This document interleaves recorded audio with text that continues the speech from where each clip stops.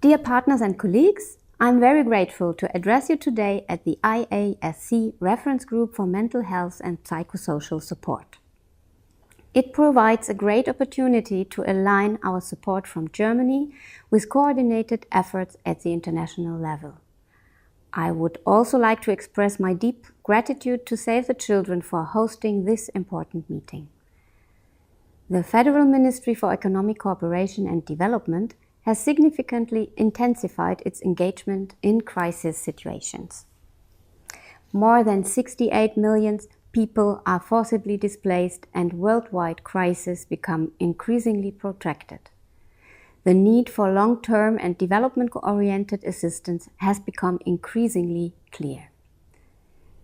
The Syria crisis has shown how important it is to provide comprehensive support to refugees and host communities to ensure dignity and protection for refugees and victims of conflict and violence.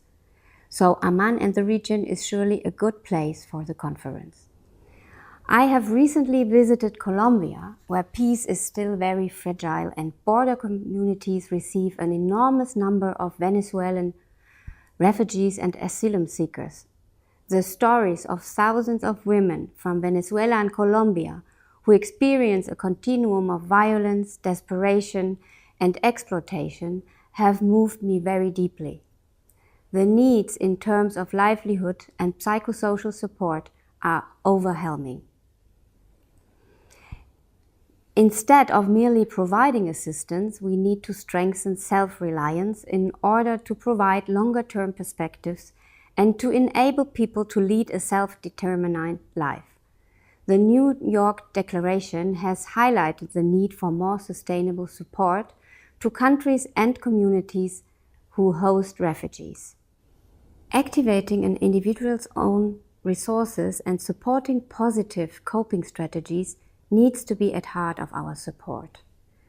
Aspects of psychosocial well-being and mental health are linked to most sectors of development cooperation. A lack of participation, employment, livelihoods, education or healthcare can present additional stress in already adverse circumstances. So we know by experience that we need to think beyond physical and economic stabilization and reconstruction. We need to support the psychological healing of a community. Psychosocial well-being is a precondition for any productive and meaningful participation in society, in host communities as well as in the context of reintegration. So restoring trust and social relationships is essential to enable reconciliation and sustainable peace. In our guiding framework for mental health and psychosocial support in development cooperation, we have outlined quality criteria for psychosocial work. Many of you have participated in this process. The paper also includes entry points for integrating MHPSS in other development sectors, such as education, employment, promotion of infrastructure. It also highlights the obligation that we, as donors, have to make sure that staff working in crisis and post-conflict settings can stay healthy. Families, children, and the young generation will bear the major cost of ongoing conflicts and at the same time be the most important actors in rebuilding their communities. We are therefore very happy to strengthen our cooperation with UNICEF to respond to the psychosocial needs of children and youth in crisis. In July, UNICEF and my ministry hosted an international meeting with 50 experts to explore new ways of addressing psychosocial needs in situations of protracted crisis and displacement.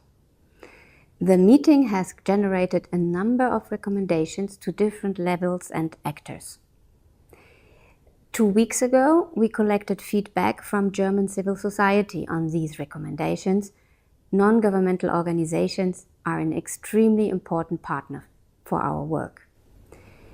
And as a next step, we would like to ask to take the opportunity today to present to you the key findings and recommendations and to receive your valuable input and guidance on strategies and approaches.